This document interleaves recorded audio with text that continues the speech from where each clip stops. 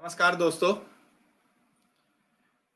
Facebook के news platform .in इस page में आपका हार्दिक स्वागत है। आज के लाइव कार्यक्रम में हमारे साथ में आरएसएस के वरिष्ठ श्री पुरुषोत्तम दधीची जी और साथ में जम्मू कश्मीर की सामाजिक कार्यकर्ता, वरिष्ठ सामाजिक कार्यकर्ता श्रीमती ममता सिंह जी जुड़ रही हैं और आज हम घरेलू हिंसा से संबंधित तथा पारिवारिक प्रबुद्धता से संबंधित बहुत सारी परिचर्चाएं करेंगे। उनके साथ उनके ज्ञान को हम आप लोगों के साथ शेयर करेंगे। तो ज्यादा समय ना लेते हुए मैं आप दोनों पैनलिस्ट को, वरिष्ठ जन को मैं आमंत्रित करता हूं। आपका स्वागत है पुरुषोत्तम सर नमस्कार। इस कार्यक्रम में। ममता दीदी, आपका भी स्वागत है आज के इस चौथे संस्करण में, जो कि आपका ही प्रोग्राम है। मैं आपका स्वागत करता हूं। भाई अपने पुरुषोत्तम जी को भी मेरा नमस्कार। नमस्कार नमस्कार बहन जी। जी, जैसा कि मैंने दर्शकों को पहले ही बता दिया कि आप दोनों अपने अपने क्षेत्र के विधाओं में काफी महारत हासिल हैं और पारिवारिक प्रबुद्धता और घरेलू हिंसा में तो आप लोग काफी दिनों से और काफी सालों से काम कर रहे हैं। तो पुरुषोत्तम सर, मैं आपसे ही आपका परिचय दर्शकों को सुनाना चाहूंगा। शुरुआत में आपके 2 शब्द चाहूंगा। जी सर। ठीक है जी। तो पहले तो आपका धन्यवाद, इस कार्यक्रम में मुझे आपने रहने के लिए समय दिया है। मेरा बाल्यकाल जो है वो एक स्वयंसेवक के नाते बढ़ा आगे, तो विद्यार्थी जीवन में अखिल भारतीय विद्यार्थी परिषद के अंदर दायित्व करने का अवसर प्राप्त हुआ, तो प्रांत अध्यक्ष जम्मू कश्मीर के दायित्व निभाया जी। उसके पश्चात आपातकाल के बाद थोड़ा वीएचपी में जाने का अवसर मिला, तो वहां प्रांत संगठन मंत्री के नाते मेरे पास दायित्व रहा अनेक वर्षों तक जी। फिर सरकारी तंत्र में गया तो additional secretary law department जे&के government, वहां से 2011 में सेवानिवृत्त हुआ जी। पश्चात संघ का, राष्ट्रीय स्वयंसेवक संघ में प्रांत कार्यवाह जम्मू कश्मीर का दायित्व आया। 2011 से लेकर 2020 तक 9 वर्ष हो रहा। तो वर्तमान में राष्ट्रीय स्वयंसेवक संघ उत्तर क्षेत्र के व्यवस्था प्रमुख के नाते दायित्व है और विशेष रूप से कोविड के कारण आगे मेरा प्रवास कम हुए, तो जम्मू कश्मीर प्रांत में जो श्री सनातन धर्म सभा है उसके अध्यक्ष के नाते भी दायित्व है जी। इस प्रकार इस प्रभु कृपा से ये दायित्व कुछ निभाए गए और आगे कुछ निभाएंगे, ऐसी ईश्वर की कृपा रही तो जी। जैसा कि हम लोग जानते हैं सर आपके बारे में कि आप आरएसएस में हैं और नॉर्थ जोन के आप हेड भी हैं और आप पारिवारिक प्रबुद्धता में भी काफी आपने विचार गोष्ठी ये सब आपने किया है, जानकारी रखते हैं। तो उसके बारे में थोड़ा सा दर्शकों को बताएं कि पारिवारिक प्रबुद्धता क्या होती है और इस लोगों को समझ में आ जाए, सरल भाषा में क्या बोला जा सकता है इसमें।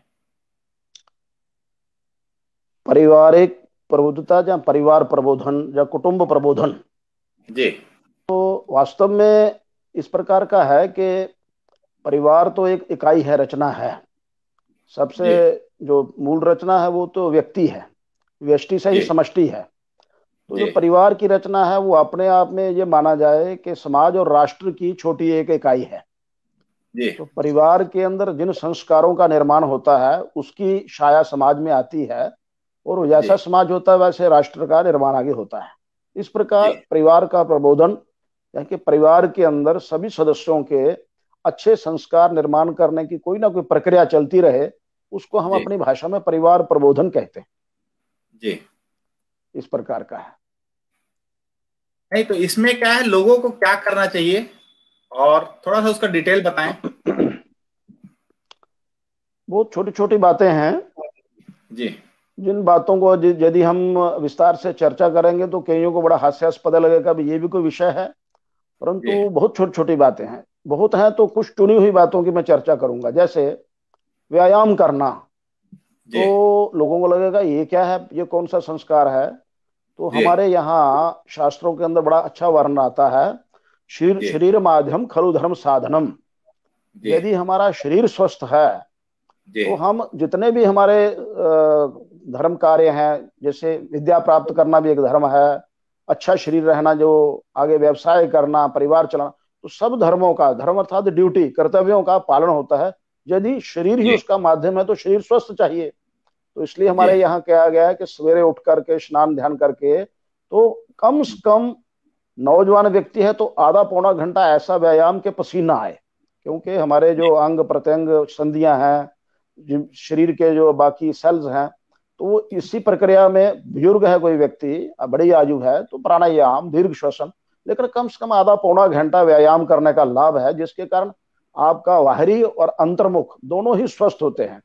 और पूरे 24 घंटे की दिनचर्या में हम बहुत आनंद पूर्वक बिना किसी थकावट के व्यायाम करते हैं। जैसे हमारे एकनाथ रानड़ जी थे, जिन्होंने कन्याकुमारी का शिलान्यास, वहां भवन बनाया, तो वो प्रातः उठ करके 13 सूर्य नमस्कार करते थे, व्यायाम करते थे, और फिर उसके बाद अल्पाहार मिले नहीं मिले, कहते थे मैं दिन भर के लिए चार्ज हो गया। तो इसलिए हम कहते हैं कि स्वस्थ शरीर के अंदर ही स्वस्थ विचार पनपते हैं। अगर व्यक्ति कमजोर रहा, व्यायाम नहीं किया, निर्बल रहा, दुर्बल रहा, तो वो विचार भी वैसे ही ग्रहण करता है जो कहीं परिणामकारक नहीं होते। इसलिए बड़ी छोटी बात है व्यायाम। तो परिवार के अंदर सभी सदस्यों को, भले ही वो महिलाएं हैं, पुरुष हैं, बालक हैं, वृद्ध है, किसी ना किसी रूप में आधा पौने घंटे का व्यायाम प्रातः करना ही चाहिए। ये परिवार प्रबोधन की पहली कड़ी है जी। तो मतलब ऐसे छोटे छोटे विषय हैं जिन विषयों को हम अगर कहेंगे तो लगेगा कि ये तो सर्वसाधारण विषय हैं। इसी प्रकार जैसे हम कहते हैं कि घर में भजन कीर्तन होना चाहिए, तो लगेगा बड़ा ये पोंगापंथी है, भजन करके क्या होने वाला है परिवार के अंदर। तो भजन करने से आदमी बिल्कुल प्रभु के साथ उसका तादात्म्य हो जाता है, बिल्कुल जैसे वो एक अपने आप को हल्का महसूस करता है, अपना उसका जो अहंकार वो खत्म हो जाता है, एक अच्छा व्यक्तित्व का निखार होता है। फिर भावनात्मक गीत होते हैं, किसी सौंदर्य के विषय पर, वीरता के विषय पर, या और प्रकृति की प्रशंसा पर, उनमें भी व्यक्ति बड़ा समाता है। और इससे बढ़कर होते हैं कि परिवार में कोई ना कोई ऐसा नियम बने कि हफ्ते में, सप्ताह में एक बार बैठ करके, जिसे हम कहते हैं अंताक्षरी खेलना, तो राष्ट्रभक्ति गीतों का आदान प्रदान करना, राष्ट्रभक्ति जिसमें हो, देश प्रेम जिसमें हो, जिसके कारण हमारे महापुरुष कैसे थे उनके विषय में गीत, हमारी जो वीरांगनाएं हुई उनके विषय में गीत, ऐसे कोई गीत देश प्रेम के घर में जब होते हैं तो व्यक्ति के अंदर एक, मैं किस वंश से हूं, जैसे मेरा वंश कोई भी होगा, तो जब साधारणता हम इस प्रकार के गीत का क्या कहते हैं, हम महाराणा प्रताप के वंशज हैं, हम छत्रपति शिवाजी महाराज के वंशज हैं, हम गुरु गोविंद सिंह जी के वंशज हैं, हम इस प्रकार अर्जुन के वंशज हैं, है नहीं, हम सब, हमारा कोई ना कोई अलग वंश रहता है, लेकिन हम स्वीकार करते हैं, पूरी जाति का बोध जब होता है और उस वंश का हमारे अंदर जब वो एक क्या कहते हैं भाव जागृत होता है, तो उस भाव के कारण उन्होंने, महापुरुषों ने क्या किया, तो हम भी वैसा राष्ट्रीय कार्य करें, तो उस कार्य करने के लिए प्रेरित होते हैं हम। इसलिए समाज राष्ट्र के हित जीने का, और यहाँ तक कि उसके लिए मरने का भाव भी निर्माण होता है राष्ट्र हित। तो ये बड़ी सरल सी बात है, परिवार के अंदर राष्ट्रभक्ति के गीत गाना, तो ऐसा करने से भी ये भाव जागृत होता है। तो परिवार प्रबोधन जो छोटी छोटी बातें हैं जिसके कारण व्यक्ति का विकास होता है, और उसके कारण उसके अंदर जब उसका जो जीवन है उस दिशा में चलता है, उसके मन में कहीं भी ये भाव नहीं आता कि मैंने और कोई नकारात्मक काम करना है। ऐसे छोटी छोटी बातें हैं। इसके अतिरिक्त भी यदि आप कहें तो जैसे एक बड़ा छोटा उदाहरण दूंगा आपको। प्रत्येक घर में हम अपने छोटे बच्चों को उसके जन्मदिन पर, दिवाली पर, रक्षाबंधन पर कुछ ना कुछ उसको देते हैं राशि, लो आप भी रखो। और यदि उसको ये स्वभाव नहीं बनाया कि उसने इसको कहाँ रखना है आगे, तो उसको उसका व्यय करने की ऐसे ही स्वभाव बन जाएगा। तो उसके लिए हमारी प्राचीन संस्कृति में, भारतीय संस्कृति में है गुल्लक, एक गोलक जिसे हम कहते हैं, मिट्टी का छोटा घड़ा गुल्लक, तो वो एक हमारी व्यवस्था है। तो ये पाश्चात्य संस्कृति में कहीं नहीं है, वहां तो वीकेंड पर खाओ पियो और सब समाप्त करो। तो बालक बालिकाएं उसको उसमें रखें, क्योंकि उसमें एक बड़ी संयम निर्माण होता है। उसमें गुल्लक के अंदर पैसा डालने की व्यवस्था तो है, निकालने की व्यवस्था नहीं है। तो उसमें अंत में जब भर जाएगा तो उसको तोड़ना है। तो जब तक वो भरेगी नहीं तब तक उसको तोड़ने के समय जब तक आएगा तब तक संयम बना के रखना। तो एक छोटी सी गुल्लक एक व्यक्ति के अंदर संयम का संस्कार निर्माण करती है, उतावलापन नहीं आता, जिसके कारण हम आज देखते हैं खबरें आती हैं फलां व्यक्ति ने अपनी पत्नी को मार दिया, फलां व्यक्ति ने जमीन के कारण भाई को मार दिया। तो ये क्या है कि संस्कार नहीं होता वो संयम का, लेकिन हमारी संस्कृति में है, हमारे परिवार प्रबोधन में है। अभी हमने बड़े उदाहरण देखे हैं, श्री राम जन्मभूमि के मंदिर निर्माण के निमित्त धन संग्रह हो रहा था, तो अनेक उदाहरण आए कि छोटी छोटी बच्चियों ने अपने माता पिता को पैसे देते हुए देख करके प्रेरित होकर के अपनी गुल्लक ला करके भेंट की, मेरी गुल्लक से ले लो, तो मुझे जो पैसा मिला है मैं उसकी टॉफी लूंगी, कोई उससे चॉकलेट लूंगी, कोई अपनी फ्रॉक लूंगी, कोई अपना वो ना लेकर के एक संयम हुआ कि मैं मंदिर निर्माण के लिए दूंगी। तो ये छोटी छोटी परिवार प्रबोधन की घटनाएं हमारे इसके अंदर आती हैं, जिन घटनाओं के कारण हमारे संस्कार निर्माण होते हैं, संयम निर्माण होता है और परिवार के अंदर हमारा वातावरण ठीक रहता है। तो और भी नई घटनाएं हैं, बाद में उसकी चर्चा करते जाएंगे जैसे जैसे होगा। तो ममता दीदी, मैं आपके पास आना चाहूंगा, आप भी चूंकि प्रांत संयोजिका हैं, वहां पे प्रांत हेड हैं वहां पे, तो आप महिलाओं को कैसे प्रेरित करती हैं परिवार प्रबोधन के लिए? हाँ, धन्यवाद दिनेश भाई जी। जी। जैसे हमारे भाई साहब ने बड़ी विस्तार से परिवार प्रबोधन की, कुटुंब प्रबोधन की ये बातें जो हमें, जो हमारी संस्कृति में है, ये एक हमारी प्रथा थी हमारे बुजुर्गों की, और यही एक छोटे छोटे जो भाई साहब ने बताए, यही एक परिवार को आपस में जोड़ते थे। और एक बड़ा कुटुंब जो होता था, परिवार जो बड़ा होता था, संयुक्त परिवार जिसको बोलते थे, उसमें चाहे वो बच्चा अपनी दादी से समझता था, फिर अपनी बुआ से प्रेरणा लेता था, अपनी चाची से लेता था, अपनी ताई से लेता था, ताऊ से लेता था, तो उसमें बच्चों में वो संस्कार, क्योंकि हम भी एक उसी परिवार से बाहर आए, हम वो संस्कार हमने सीखे, वो जो देशभक्ति के गीत हम बुआ के मुख से सुने, वो आज तक हमें याद है। तो ये एक परिवार प्रबोधन जो है, मुझे लगता है कि आज हम फिर वापस उसी दिशा में जा रहे हैं, क्योंकि हमारी तो आपका जो विशेष है साथ में घरेलू हिंसा, अब परिवार जब छोटे होते जा रहे हैं, तो ये छोटा परिवार जो है वो, उसमें काफी सारे आयाम जो है वो मिस होते जा रहे हैं। संस्कार जो है वो बड़े कम समय में हम वो बच्चों को नहीं मिलता। न्यूक्लियर फैमिली होने से ये, उसमें फिर वो घरेलू हिंसा की तरफ, कि उसका वहां पर चलना, अगर हम परिवार प्रबोधन की तरफ, अपने कुटुंब प्रबोधन की तरफ ध्यान दें, तो उसमें हम काफी सारी, और महिलाओं, जैसे आपने कहा कि महिलाओं को क्या, कैसे हम उसको मोटिवेट करते हैं, तो जब हम बहनें आपस में मिलती हैं, और उस मिलने से ही, चाहे वो हम महीने में एक बार मिलते हैं, चाहे वो 3 महीने में एक बार मिलते हैं, तो वो हमारा आपस का जो प्रबोधन होता है, जो आपस का एक मिलना जुलना होता है, तालमेल होता है, उसमें हमारी बहनों को यहाँ से बूस्टअप मिलता है। तो वो फिर आगे जाके अपने अपने कार्य क्षेत्र में काम करती हैं।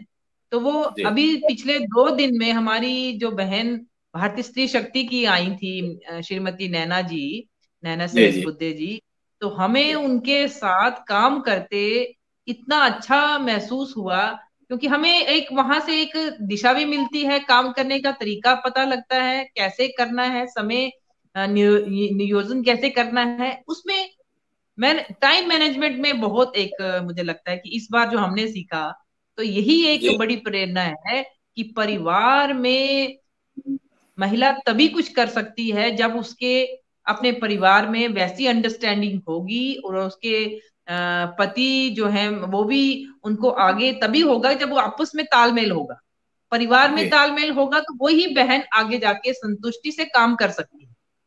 तो ये एक आज की बड़ी सीख है कि हम आपस में अंडरस्टैंडिंग, हस्बैंड वाइफ की और सास बहू की, अपने बच्चों के साथ, वो बच्चे देखते हैं कि मेरी माँ क्या कर रही है, मेरी माँ कहाँ जा रही है, और ये इस तरह का जो परिवार का विश्वास बनाना, मुझे लगता है कि सबसे बड़ी बात है विश्वास। जब विश्वास बन जाएगा, तभी वो फिर आगे हम संतुष्टि से काम कर सकते हैं, घर से बाहर जाके काम कर सकते हैं, प्रेरणा लोगों को देख सकते हैं। अपनी बहनों को आज हमें बड़ी खुशी है कि आज हमने 3-4 ग्रुप 2 दिन में इतने अच्छा हमें रिस्पांस मिला है बहनों में जाके। उनको लगता है कि नहीं आप बहुत समाज में काम कर रही हैं तो हमें भी कुछ बताइए। तो वो आज हमें लगता है कि जो वो बहनें जो हमारा इंतजार कर रही हैं जहां तक हम नहीं पहुंच पा रहे, हमारा वो टारगेट होना चाहिए। हमारी वो बहनें आज हमारा इंतजार कर रही हैं, वो भी अपने परिवार के साथ रहते हुए अपने 2 घंटे 3 घंटे 1 घंटा वो कुछ देने को तैयार है। तो मुझे लगता है कि वो तभी दे सकती है जब परिवार से वो उसको वैसा साथ मिलेगा, बच्चों का भी, अपने पति का भी, अपने परिवार का, अपने बाकी माता पिता सास ससुर का साथ मिलता है, तभी वो फिर वो घर से बाहर निकल के ये एक बहुत बड़ी भाई साहब ने कहा कि छोटी बात है, छोटी इकाई है परिवार, उसी में से ही सारा हमारा समाज जुड़ा है, उसी से सारा हमारा सर्कल जो है वो आगे हम काम करते हैं। तो ये एक बड़ी प्रेरणा स्रोत है। और खासकर भाई साहब, भाई परसोत्तम भाई साहब जी ने तो बहुत ही हमें इनसे सीखने को मिला, जो आगे चलकर हम कैसे कैसे काम करते हैं। इन्हीं छोटी छोटी बातों को हम अपने जो बहनें हैं उनको भी वैसे ही प्रेरणा देते हैं। जी जी बिल्कुल, आपने कहा कि पर जो संयुक्त परिवार, पहले आपका आशय था कि संयुक्त परिवार ही एक परिवार प्रबोधन का बहुत बड़ा स्रोत था, जो कि आजकल कम होते जा रहा है, जो कि आपका सार था। और यही चीज मैं भी पुरुषोत्तम सर से पूछना चाहूंगा कि आजकल घरेलू हिंसा और परिवार प्रबुद्धता, इसलिए हम लोग आज इस टॉपिक को ले रहे हैं एक साथ, कि शायद घरेलू हिंसा अपने जो पारिवारिक प्रबुद्धता से कम हो सकती है। तो सर इसमें आपका विचार आप थोड़ा सा बताएं विस्तृत रूप से। हाँ, ऐसा है, मैंने ममता बहन जी से पहले जहाँ विषय अपना छोड़ा था, गोलक पर छोड़ा था जी। है तो बहुत छोटा विषय कि गोलक, लेकिन गोलक में जब वो बालक अपने गोलक को तोड़ करके वो पैसे देता है कहीं पर दान के लिए, अच्छे काम के लिए, तो उसके अंदर देने का स्वभाव बनता है, मांगने का स्वभाव नहीं बनता। यही स्वभाव आगे जाकर के यदि उसको ये संस्कार नहीं है तो वो अपनी पत्नी को कहेगा जाओ मायके से मेरे लिए इतना रुपया लेकर आओ, और वो आगे घरेलू हिंसा का सूत्रपात होता है वहां पर। तो छोटे परिवार प्रबोधन के ही छोटे छोटे अगर यदि ध्यान दिया माता पिता ने बच्चों पर, बालक बालिकाओं पर, तो अंततः ये घरेलू हिंसा को ही समाप्त करने वाला विषय है। घरेलू हिंसा इसके कारण रुक जाएगी यदि उन्होंने शुरू में उसका किया। इसके लिए बहुत सारी और बातें हमारे सामने आती हैं, जैसे इसी तरह एक छोटी बात और हमारे परिवारों में होती है और कई बार बड़ा हास्यास्पद लगता है। आप कई बार देखते होंगे विवाह शादी होती है तो पंडित जी पूछते हैं वर को, भाई आपका गोत्र क्या है? तो वो इधर उधर देखता है अपने माँ बाप की तरफ, मेरे गोत्र क्या है। वो विवाह के योग्य हो गया है लेकिन उसको अभी तक अपने गोत्र का पता नहीं है। तो परिवार के अंदर यदि उसको ध्यान से गोत्र के बारे में बताया, और क्योंकि गोत्र हमारे जो हैं ऋषि मुनियों के हैं, जमदग्नि ऋषि हैं, विश्वामित्र ऋषि हैं, अपने भारद्वाज ऋषि हैं, दधीची ऋषि, इनके नाम से गोत्र हैं। यानी कि उसके अंदर एक स्वाभिमान जागृत होता है कि मैं एक ऋषि की संतति हूं, जिस ऋषि ने जीवन भर तपस्या की है, समाज को कुछ दिया है। लेकिन हम बताते नहीं गोत्र, वो इधर उधर देखते हैं। फिर हमारे पंडित कहते हैं अच्छा किसी का कोई गोत्र नहीं है तो कश्यप गोत्र चला देते हैं, वो ऐसे। तो ये गोत्र के भाव से उसके अंदर एक गर्व होता है कि मैं ये गर्व का विषय है मेरे गोत्र की जानकारी। जैसे मैं आपको मैं अपने आप को एडवर्टाइज तो नहीं कर रहा, लेकिन मैं आपको उदाहरण देता हूँ, स्वयं का उदाहरण। मेरा नाम पुरुषोत्तम कुमार लिखा जाता था। तो 8वीं कक्षा में या 7वीं कक्षा में था तो मैंने पिताजी को पूछा, पिताजी हमारा गोत्र क्या है? तो उन्होंने कहा हमारा गोत्र दधीची है। मैंने कहा दधीची कौन है? तो उन्होंने बताया दधीची महर्षि दधीची हुए, और नैमिषारण्य नाम का एक स्थान है, वहां देवताओं ने वृत्रासुर राक्षस को मारने के लिए जब नहीं मारा जा रहा तो ब्रह्मा जी से बात को, उन्होंने कहा महर्षि दधीची की जो रीढ़ की हड्डी है यदि वो मिल जाए तो उसका ब्रह्मास्त्र बनाकर वृत्रासुर राक्षस को मारा जा सकता है। तो सब देवता इकट्ठे होकर के महर्षि दधीची के पास आए, और वहां दधीची मिश्रक नाम का स्थान है नैमिषारण्य में, वहां उनको स्नान कराया, सब जल ला करके, और जीवित अवस्था में उन्होंने कहा अगर मर गया मैं तो फिर तो हड्डी बेकार हो गई, वो तो मृत शरीर होगा।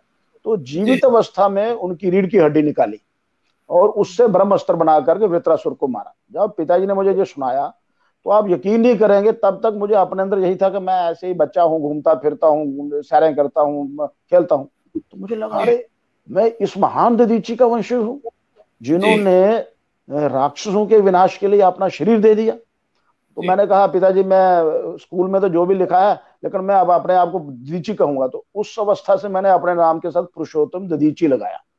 और अभी भी मुझे एयर टिकट लेनी होती है या बैंक में, पुरुषोत्तम कुमार ही चलता है, लेकिन वह पुरुषोत्तम, और संगठन में पुरुषोत्तम दधीची प्रसिद्ध हो गया। और अब भी मुझे फिर मेरे कार्यकर्ता मुझे स्मरण कराते, अच्छा आप दधीची हैं, वाह वाह।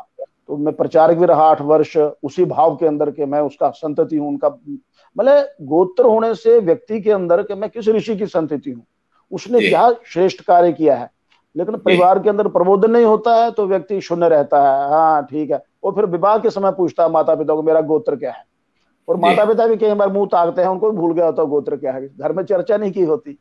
तो छोटे छोटे विषय हैं। अब जो व्यक्ति गोत्र की जानकारी के बाद राष्ट्र हित में अपना जीवन सर्वस्व अर्पण करने के लिए तैयार होता है, भला वो घरेलू हिंसा के लिए आगे कैसे जाएगा? घरेलू हिंसा तो करेगा ही नहीं वो, कि उसके जीवन को एक दिशा मिल गई। तो ये छोटी छोटी बातें हैं, यदि हम ये करते हैं इसके कारण स्वाभाविक रूप से कुछ नहीं करना पड़ेगा, कोई भाषण नहीं करने पड़ेंगे, कोई लिखित कोई दंड नहीं देना पड़ेगा। एक स्वयं ही नेचुरल प्रोसेस में से ही जो पीढ़ी होगी नई, वो घरेलू हिंसा से दूर रहेगी और सब मिलजुल करके उसमें रहेंगे। अब बातें तो ऐसे हम कर लेते हैं, चलो जी ये हो गया। अब हमारे परिवारों के अंदर एक बहुत परंपरा है कि पुण्य प्राप्त करना है, मोक्ष प्राप्त करना है, तो क्या करना है? तो दान करना चाहिए। लेकिन कहीं ना कहीं मन में क्या भाव रहता है कि घर में जो सबसे सड़ा हुआ फुल्का या रोटी है वो कुत्ते को दी जाए, और जो सड़ा हुआ फल है वो बच्चे को जाओ ये मंदिर में चढ़ा कर आओ, और छोटे से छोटा सिक्का देंगे उसको, जाओ ये मंदिर में चढ़ा कर आओ। तो ये संस्कार परिवार प्रबोधन नहीं है, ये तो हम एक गलत संस्कार डाल रहे हैं, उसको स्वार्थ निर्माण कर रहे हैं उसके अंदर कि बढ़िया अपने पास रखो और घटिया भगवान को अर्पित करो। तो ये हमारे शास्त्रों में आता है कि नचिकेता ने अपने पिता जो थे, उसके नचिकेता के पिता जो बाजश्रवा थे, वो वृद्ध वृद्ध बूढ़ी बूढ़ी गायें जो थी वो ऋषि मुनियों को भेंट कर रहे थे। तो पुत्र ने आगे होकर के पिता को रोका, पिताजी आप ये बूढ़ी गाय क्यों दान में दे रहे हैं? इनका क्या लाभ है दान देने का? ये दूध देती नहीं है तो ऋषि मुनि कहाँ पालेंगे? तो हमारे यहाँ अगर परिवार प्रबोधन की दृष्टि से देखें तो दान भी बच्चे के हाथों से वो करवाना चाहिए जिस दान के अंदर सबसे बढ़िया दान दिया जाए, जो सबसे उपयोगी वस्तु हो। फल भी है तो जो सबसे बढ़िया फल है उसके अंदर ये संस्कार आएगा कि नहीं ये दान करना है तो अच्छा करना है, वो उसके अंदर वो घटिया संस्कार नहीं आएंगे।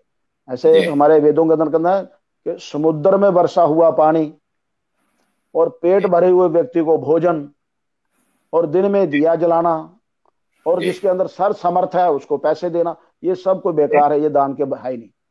आपने पानी पिलाना तो उसको पिलाओ जो प्यासा है, रोटी ही खिलानी उसको खिलाओ जिसको भूखा है, और दिया ही जलाना तो रात को अंधेरे में जलाओ, लोग गिरना पड़े अंधेरे के कारण ठोकर खा करके। और सहयोगी करना आर्थिक तो उस व्यक्ति का करो जिसको वास्तव में आर्थिक सहयोग की आवश्यकता है। तो ये जो कल्पना देनी है ना, ये परिवार प्रबोधन के कारण होती है। हम स्वामी विवेकानंद जी की सार्धशती हुई तो उसमें बहुत सारा साहित्य आया, तो उसमें पढ़ने के बाद लगा कि स्वामी विवेकानंद, जब नरेंद्र उनका नाम था, बचपन में तो उनके अंदर कोई घर की परंपरा थी या संस्कार ऐसे थे, वो कोई भी वस्तु दान करते थे तो बढ़िया करते थे, अपने कपड़े भी दान कर देते थे। तो ये दान करने के कारण धीरे धीरे समर्पण का भाव आता है, और समर्पण का भाव आने से व्यक्ति केवल अर्थ या अन्न ये दान नहीं करता, उसके जीवन में ऐसा लगता है कि मैं अपने जीवन के अंदर समय अधिक से अधिक समर्पण करूं, दान दूं तो अपने जीवन का दान दूं। इसके कारण समाज को अच्छे अच्छे विचारक, संत, मनीषी समाज में विचरने वाले मिलते हैं। स्वामी विवेकानंद, स्वामी दयानंद, स्वामी रामतीर्थ, स्वामी रामकृष्ण पर, ऐसे लोग जो हैं, योगदानंद जी, ऐसे लोग मिलते हैं। वो घर के परिवार के प्रबोधन के कारण ये दान करना चाहिए, धीरे धीरे समर्पण का अपने राष्ट्रीय स्वयंसेवक संघ के अंदर भी है गुरु दक्षिणा होती है जी। तो गुरु दक्षिणा जो है वो दान नहीं है, लेकिन कहीं ना कहीं घर के अंदर देने का संस्कार होता है तो धीरे धीरे समर्पण का भाव बनता है। तो फिर व्यक्ति केवल राशि समर्पित नहीं करता, वो अपना समय समर्पित करता है। 3-4 वर्ष के लिए प्रचारक निकल जाता है, और कुछ तो लोग फिर सारा जीवन प्रचारक निकल जाते हैं। जब इस प्रकार प्रबोधन होता है तो उस प्रबोधन से निकला हुआ व्यक्ति कभी भी घर में आकर घरेलू हिंसा नहीं करेगा, पत्नी को मारेगा नहीं, माता को तंग नहीं करेगा, बहू बेटियों को अपमानित नहीं करेगा। तो ये मतलब छोटी छोटी बातें हैं जिसके कारण परिवार के अंदर बहुत असंख्य बातें हैं, लेकिन कुछ छोटी छोटी बातें मैं ध्यान में ला रहा हूँ कि इसके कारण ये अच्छा एक संस्कार निर्माण होता है, और घरेलू हिंसा एक दूर का स्वप्न रह जाता है उस व्यक्ति के लिए। उसके मन में भी ये विचार नहीं आता मैंने कोई इस प्रकार का कर्म करना है। जी हाँ जी जी, बिल्कुल बिल्कुल सही आपने जो बातें कही हैं, और सही है कि यदि संस्कार ही उसका अच्छा रहेगा, बच्चों का संस्कार ही अच्छा रहेगा, यदि वो देश और समाज के हित में यदि काम करने आगे बढ़ रहा है, जो यदि राष्ट्रवाद की भावना उसके में जागृत हो रही है, तो फिर पारिवारिक हिंसा, मतलब पहली बात हिंसा से ही दूर रहेगा।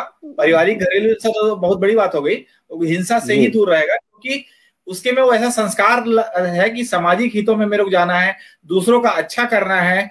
और जो आपने गुल्लक का एक उदाहरण दिया, वाकई आज मुझे एहसास हो रहा है, क्योंकि बचपन में मैं गुल्लक में पैसा डाला करता था, पर बहुत मुश्किल से उसमें संयम बरतता था, और 1-2 साल बाद उसको तोड़ के पूरे पैसे निकाल लेता था।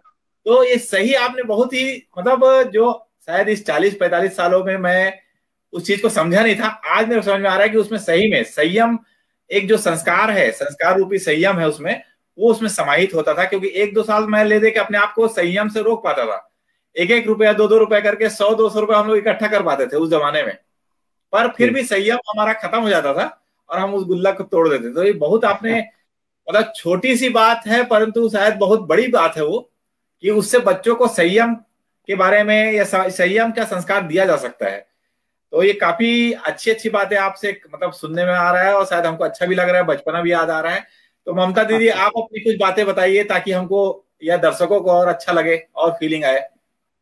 हाँ भाई, आज तो ऐसे लग रहा है कि मैं आपसे रिक्वेस्ट करूंगा कुछ बचपने की याद ताजा कीजिए, क्योंकि हम लोग के बचपन में कुछ ना कुछ संस्कार हुआ करते थे, माता पिताजी दादा दादी सभी लोग देते थे।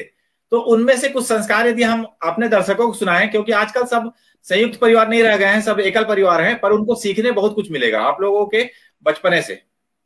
हाँ, क्योंकि ऐसा है कि भाई साहब की बातें सुन के हमें भी अपना बचपन याद आ रहा। हमारे बड़ा परिवार था, और मेरी दो बुआ थी, और उसमें हम 4 भाई बहन थे। जी जी। और सब बहनों में मिला के हम मेरे ताया जी के बच्चे, चाचा जी के बच्चे, ये सारे करके हम 9 बहनें थी जी। तो वो खेलने का मौका, खेल कूद, पढ़ना, वो हमारे में क्या होता था कि नवरात्रों में एक वो मिलता था, मौका आता था जब कंजक पूजा होती थी। तो एक लास्ट जब रामलीला होती थी तो एंड में हम क्या करते थे कि सभी बच्चे मिलके और एक उसका इंतजार करते थे। हम कहते हैं वो कान सखियां, काना और सखियां वो बनते थे। जी जी। तो उससे क्या होता था कि वो एक राधा बनता था बच्चा, और एक काना बनता था कृष्णा। तो वो उस समय में एक कृष्ण भगवान की प्रेरणा, जो कहानियां हम सुनते थे, हमारी दादी नानी जो कहानी सुनाती थी, तो वो उससे क्या होता था कि वो उस बच्चे में वो आदर्श बनाना। मुझे वो याद आ रहा है कि राधा का क्या करेक्टर था, राधा कौन थी, वो हमें वैसा करके बता के, कहानी करके, तो फिर वो कान सखियां बना के, तो वो हमें वो स्टेज पे बैठाना, फिर वो अपने दुपट्टे से हमने सजाना, उसकी स्टेज वैसे बनाना कि एक जैसे मंदिर में राधा कृष्ण की मूर्ति है, वो बच्चों में भाव वो उसमें प्रैक्टिकल करके बताना। तो एक वो श्रद्धा जो है वो मुझे वो याद आ रहा है कि हम जैसे संयम बताया भाई साहब ने गुल्लक का, हम भी अपनी गुल्लक की आदत डाली कि नहीं आप सेविंग करनी चाहिए, आपको ये करना चाहिए। तो मुझे लग रहा है कि जो हमने वो श्रद्धा भाव अपने बचपन में सीखा, तो वो फिर क्या करते थे कि सभी आते थे और वो राधा कृष्ण की आगे मत्था टेकते थे, और वो कुछ ना कुछ अपने श्रद्धा भाव से वो वहां पर राशि छोड़ते थे। हम वही राशि जो थी अपने अपने वो गुल्लक में डालते थे। तो ये एक बहुत बड़ी प्रेरणा मिलती थी बच्चों को, क्योंकि उसमें एंटरटेनमेंट का ये टाइम नहीं होता था कि किसी को, सिर्फ अपने घर में ही हम अपने खेल कूद में। तो ये इस तरह से, और ये कान सखियां जो थी हर साल के बाद बनती थी। एक बार नवरात्रों में वो होता है, रामलीला होती है, एक में नहीं होती। तो वो हम जब रामलीला का टाइम आता था तो फिर हम वो ऐसे करके कहानियां की जो राधा कृष्ण की थी, माता की थी, तो इस तरह से वो एक बचपन का टाइम याद आ गया। तो ये जो प्रेरणा है प्रैक्टिकल करने से, वो उसका श्रद्धा भाव और उसको वैसा जो गुल्लक का आज विषय आया, तो ये बहुत बड़ी एक संस्कार है हम अपने बच्चों में देते हैं। और ये लाइफ लॉन्ग रहता है। ये कोई ऐसी बात नहीं कि एक बार करने से भूल जाती है। जैसे भाई साहब ने बताया कि वो बच्चों के जब रामलीला, अपने राम मंदिर निर्माण में, अब वो जब अपने माता पिता को देखते हैं कि मेरे माता जी ने इतना दिया, इतना ये किया, तो आजकल आप देखो टीवी में कितना आ रहा है। तो ये भाव जो है अपने बच्चों में हम दे रहे हैं कि हमने लेना ही नहीं, हमने देना है समाज में। आज हम अपने घर से बाहर समाज में जाके काम करते हैं, तो ये भाव बच्चों में भी आ रहा है कि हमें अपने परिवार के साथ साथ अपने समाज में भी काम करना है, की जरूरत है। हमारी वो जरूरत, अगर हम समय दे सकते हैं तो आज उस तक पहुंचना है जहां पर जरूरत है, समाज में सेवा करने की जरूरत है। तो इस तरह से ये जो भाव है, हम अपने परिवार से शुरू करके तभी हम समाज में निकलेंगे। ये हमारा परिवार प्रबोधन जो है बहुत ही अनिवार्य है। जी जी बिल्कुल। और जो संयुक्त परिवार है वो तो अब हमको लग रहा है, अब हमको एहसास होने लगा है कि संयुक्त परिवार ज्यादा महत्वपूर्ण था। क्योंकि पहले एक हर किसी का दायरा होता था, और हर कोई अपने अपने, जैसे जो माता पिता हैं वो बाहर यदि काम कर रहे हैं तो दादा दादी जो है बच्चों को संस्कार देने का काम करते थे। और इस टाइप से जो एक माहौल रहता था, शायद बच्चे यदि माता पिता बाहर काम भी करने गए हैं तो दादा दादी के संस्कार से वो उनके अंदर अच्छे संस्कार पनपते थे, और शायद उनका एक निर्माण होता था जो देश निर्माण में काम आता है, बच्चों का भविष्य निर्माण होता था। और पर यह कि आजकल की जो कमियां होती जा रही हैं, आप देख रहे हैं कि लोग सिर्फ और सिर्फ ट्यूशन पे या स्कूल के शिक्षकों पे या बाहर डिपेंड है, या टीवी पे डिपेंड हो गए हैं। माता पिता के पास टाइम नहीं है कि अपने बच्चों को समय दे सकें, क्योंकि वो कमाने से उनको फुर्सत नहीं है आज की डेट में। और तो बच्चों को कहाँ से मिल पाएगा। और दादा दादी से अक्सर लोग अलग रहते हैं, दूर रहते हैं, क्योंकि मान लो माता पिता की नौकरी कहीं दूर है, किसी जरूरी नहीं कि लड़ाई करके ही अलग हो, जॉब के कारण भी अलग रहते हैं, तो अपने बच्चों को साथ ले जाते हैं। तो दादा दादी दूर हो जाते हैं, चाचा चाची दूर हो जाते हैं, रिश्तेदार आजकल मिलते नहीं हैं। और आजकल एक अलग माहौल बन चुका है। 90 के बाद से मैं एहसास करता हूं कि एक अलग माहौल बन गया है कि लोग रिश्तेदारों से दूर होने लगे हैं। पहले रिश्तेदारों के आने पे हमको खुशियां मिलती थी, एक अलग एहसास होता था, रिश्तेदार भी वैसे आया करते थे, एक दिल से अपने लेके आते थे। पर आजकल सब मतलब के दुनिया हो गए हैं। तो पुरुषोत्तम सर, आपकी बातें तो काफी अच्छी लग रही है, और मतलब अच्छा लग रहा है, और शायद दर्शक भी जुड़ना चालू हो गए हैं, जिसमें कि आपको दर्शकों के मैं नाम लेना चाहूंगा। रश्मि शर्मा जी ने लिखा है जय श्री राम। नीरू शर्मा जी, उनका डिस्प्ले भी करते जाता हूँ। रश्मि शर्मा जी जुड़ चुकी हैं, जय श्री राम बोल रही हैं। नीरू राजपूत जी जुड़ गई हैं, जय श्री राम बोल रही हैं। भावना महाजन जी जय श्री राम बोल रही हैं। सुरभि दधीची जी, देखिए सर आपके शायद रिलेशन में या जो भी हैं वो दधीची जी भी हैं जिन्होंने नमस्कार किए हैं। और शायद ये आपका संस्कार उनके साथ जा रहा है, दधीची जो शब्द जोड़ना, दधीची शब्द से गौरव महसूस हो रहा होगा आज। और ये उन्होंने मैसेज भी किया है। फिर अनु जी हैं, अनु टॉनी भसीन जी हैं, जय श्री राम लिख रहे हैं। भावना महाजन जी और संदीप गुप्ता जी लिख रहे हैं आपको नमस्ते सर जी। तो हमारे साथ लगातार दर्शकगण जुड़ते जा रहे हैं। कई दर्शकगण तो मैसेज नहीं कर रहे हैं, परंतु लाइव देख रहे हैं हम हमको, जो कि लाइव में हमें दिख रहा है। तो सर आपकी बातें शायद लोगों को बहुत पसंद आ रही है, तो इसके बारे में आप तो जितना बताएं उतना कम है, आप बोलते रहिए बस, ऐसा लग रहा है। आप बताइए कुछ। हाँ, ये ममता बहन जी ने मुझे फंसा दिया यहाँ। नहीं सर, आप लोगों को इतनी अच्छी बातें बता रहे हैं। सोचिए, मैं 45 साल बाद गुल्लक का मूल्य समझ पाया।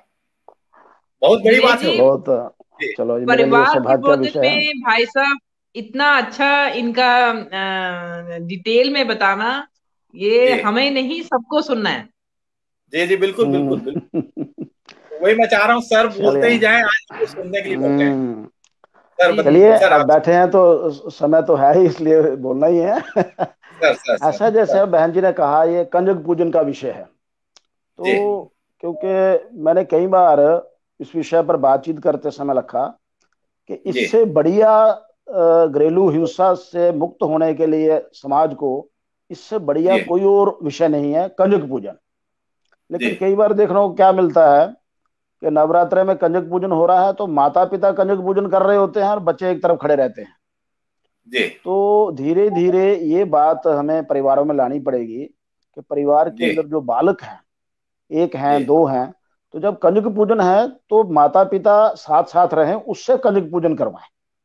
जी क्योंकि माता पिता की अवस्था, माता पिता ने जो संस्कार ग्रहण कर लिए, जब जी कोई बालक छोटी अवस्था में उस जी कंजक के चरण को जल से धोता है, फिर जी उसके हाथ में कलेवा बांधता है, फिर उसके माथे जी पर वो तिलक लगाता है, तो एक स्वाभाविक संस्कार बनता है कि ये माँ भगवती का रूप है और मैं इसके जी और बाद में वो गर्दन सर नीचे रख के आशीर्वाद लेता है, तो जी एक संस्कार सुदृढ़ होता है।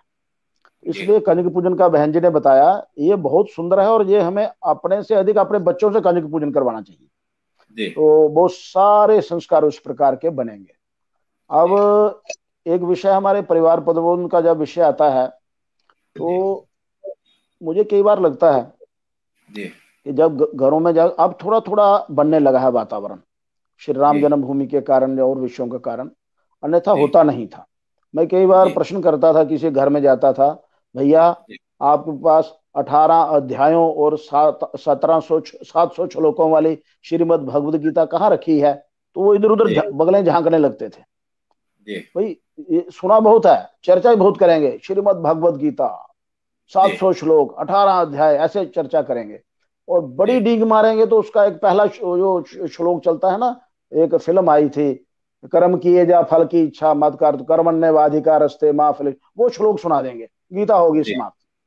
अब श्रीमद् भगवद गीता यदि अपने भारतीय संस्कृति, वो सबके लिए सर्वमान्य ग्रंथ है, कोई विशेष जी पूजा पद्धति का ग्रंथ नहीं है, और इतना जी बड़ा संस्कार है उसके अंदर।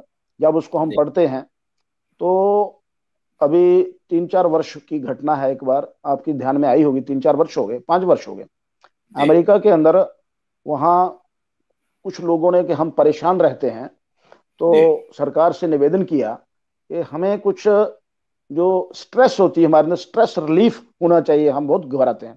तो जी सरकार ने वहां पर जगह जगह पर स्ट्रेस रिलीफ सेंटर्स बनाए जी और वहां किसी व्यक्ति की नियुक्ति कर दी, मेरे जैसे आप जैसे व्यक्ति को, भाई आप यहाँ इसके हेड रहिए, कोई जी भी व्यक्ति समस्या लेकर आएगा तो उसको थोड़ा समाधान करिए।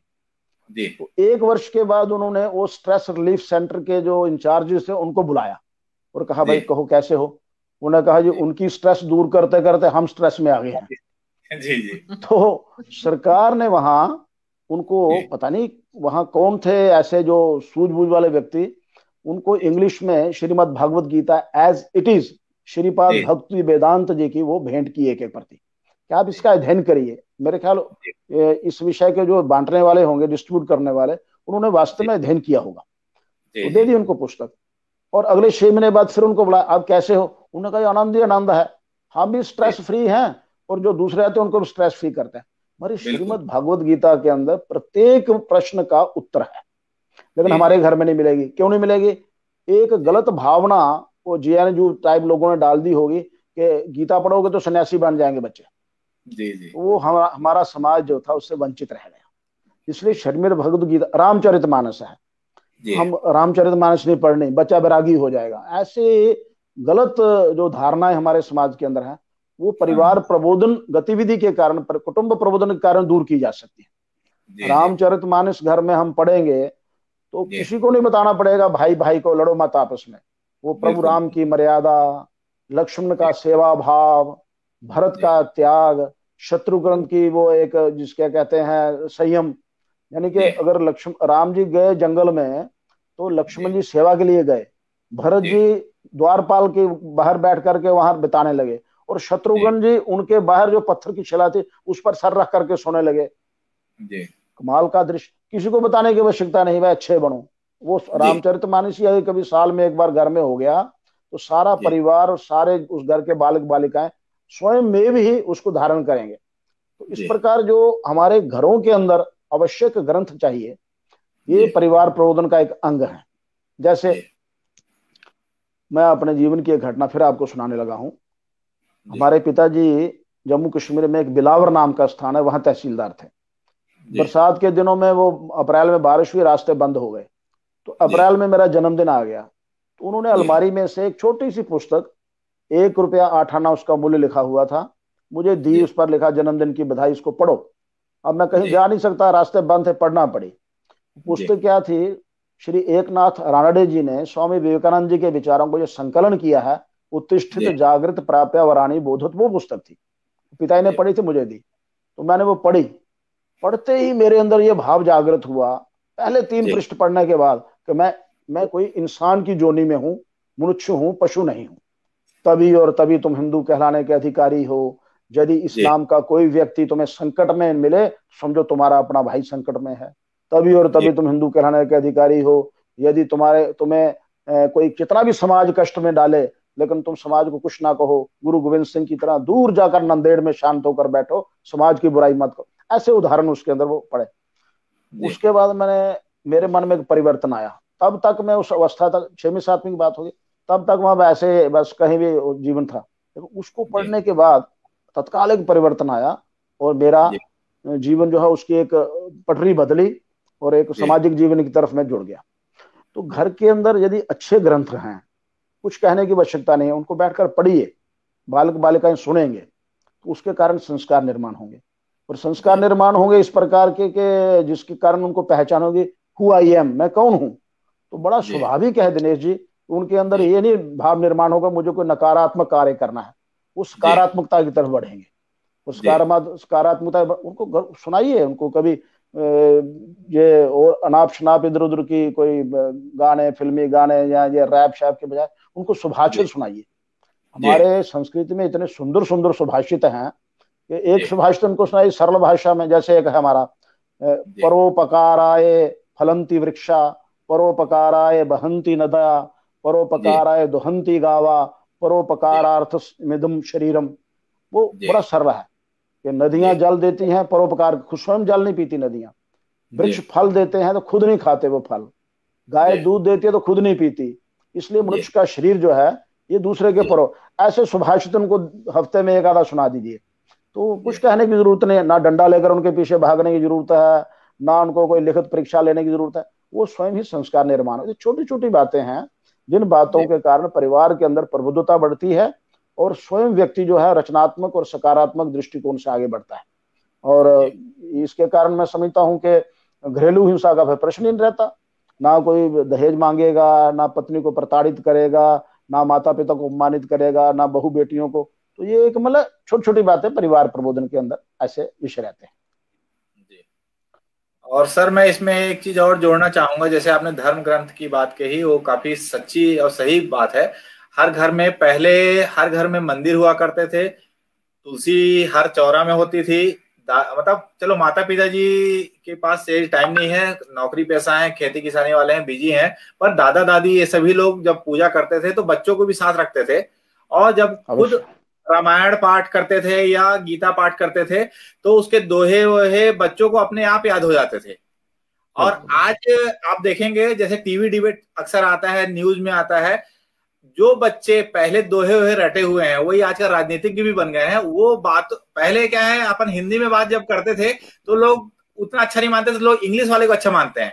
पर आजकल एक नया ट्रेंड आया है सर, फिर से पुरानी चीज को लेते हुए, जो अपने जैसे डिबेट होता है या परिचर्चा होती है उसमें दोहे वहे की 2-4 शब्द बोल देते हैं, जैसे कुमार विश्वास जी और 2-4 अच्छे लोग हैं जो तो आप देखिए उनको लोग अच्छा मानने लग गए हैं कि कितने ज्ञानी पुरुष हैं, जबकि ये चीज हमारे पुरानी परंपरा में थी और बच्चे तक रटते थे।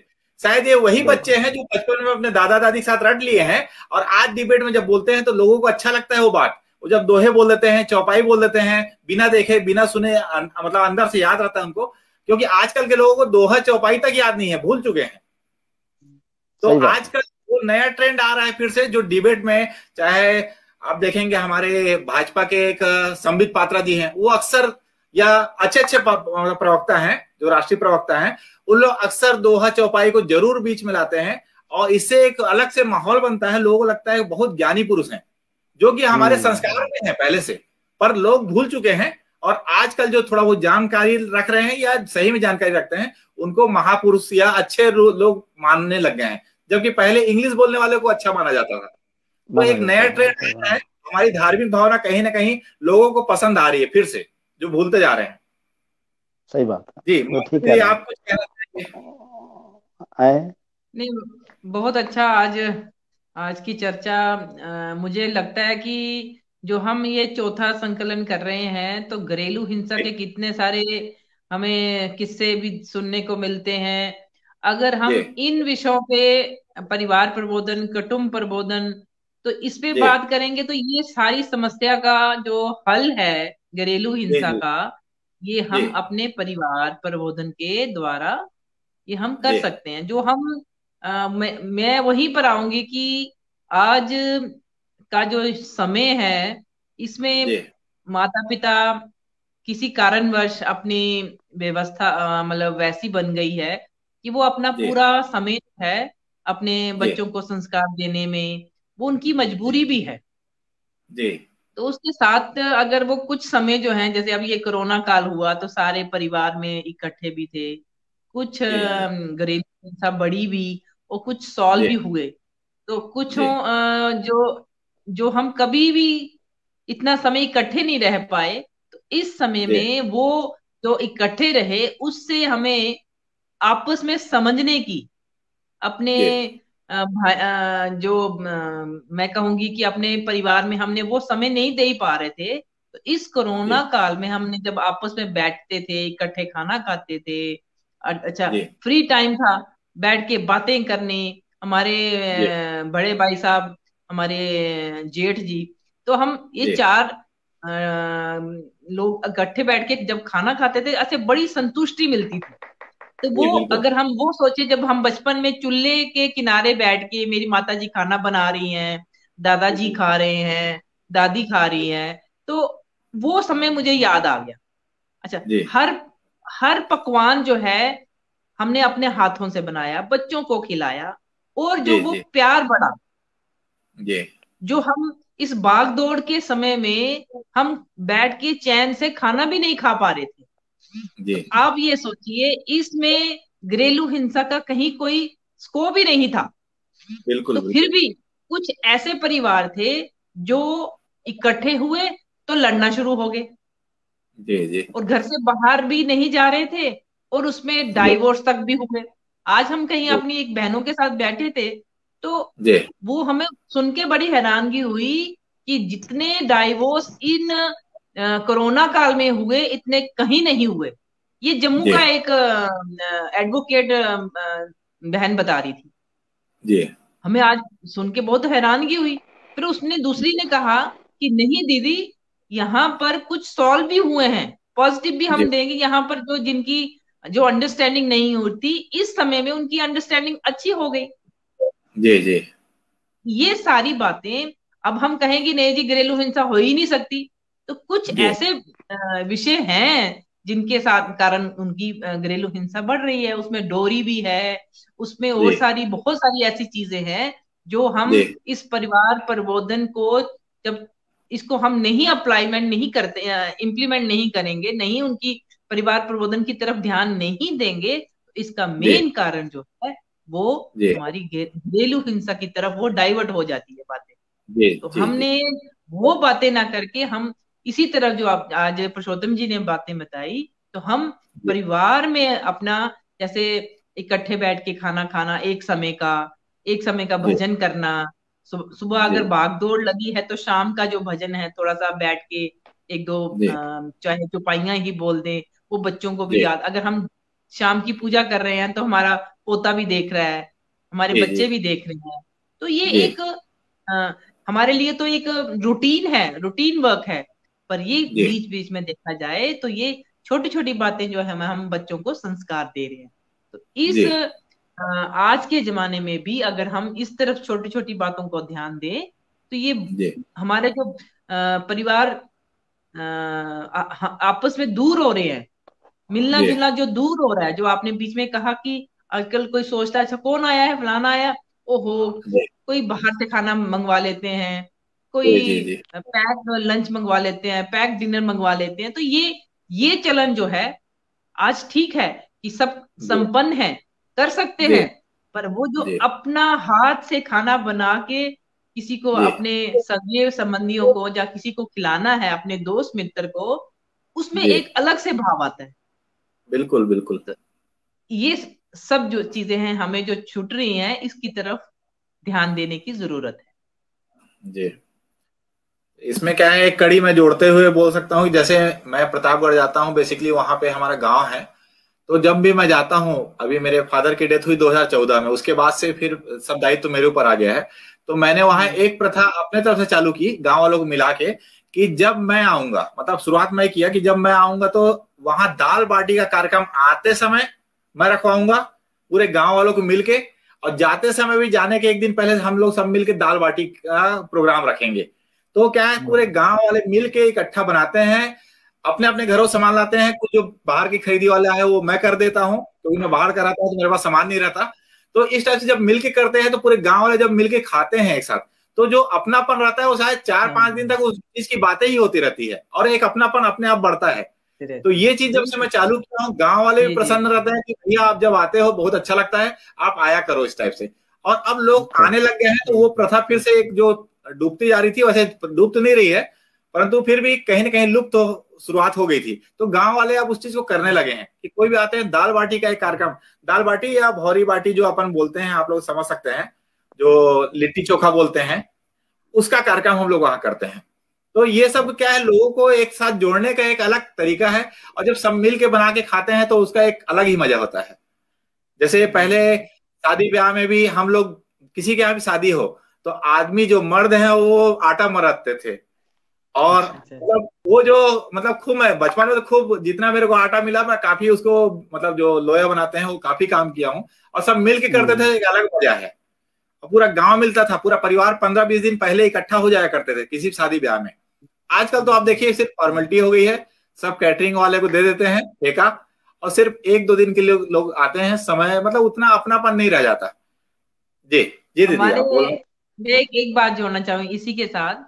जैसे पहले एक प्रथा अभी भी चल रही है गांव में, कि जब शादी किसी की होता है तो उसमें क्या करते हैं कि एक जंगल में जाके लकड़ियां इकट्ठी करनी, तो उसको बोलते हैं हमारे डोगरी में बनियाड़ी। जी, बन की लकड़ी को काटना है, जो वो काटनी है जो सूखा सूखा पेड़ है, सूखी लकड़ी। जी, तो हरा पेड़ नहीं, और वो छानबीन के रखते हैं, और वो उसको लकड़ी को इकट्ठे काटते हैं। और ये एक किस्म का बर्तन है। बर्तन क्या है कि अगर हमारे परिवार में हुआ है तो पूरे गांव के एक एक मर्द आएंगे, और आप में उसमें उस दिन उनका खाना होता है, और वो सारे मिल के लकड़ी काटते हैं, कुल्हाड़ी अपने घर से लाते हैं, आरी अपने घर से लाते हैं, और वो वहां से सूखी लकड़ी जो है उसको वो यूज करने के लिए सब अपना अपना हिस्सा वो वहां पर समय देते हैं।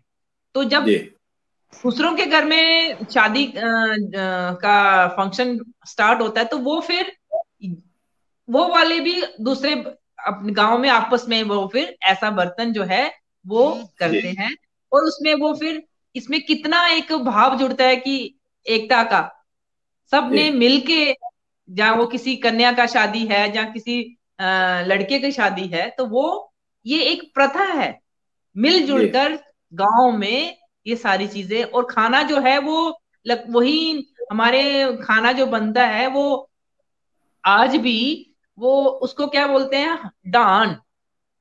वो एक जमीन खोद के नीचे खुदाई करके उसमें लकड़ियां डाल के ऊपर बड़ा बड़ा बर्तन, जिसको हम देसे और वो सगले बोलते हैं हमारे में, कांसे के जो बर्तन हैं, और उसमें जब वो दाल पकती है और उसका स्वादिष्ट जो है वो पूरे पूरे साल तक याद रहता है कि हमने वहां पर खाया था। तो वो जो एक टेस्ट है, जो एक देसी खाने की एक स्वादिष्ट जो है, उसका कोई मुकाबला नहीं आज की कैटरिंग और उसके बीच में।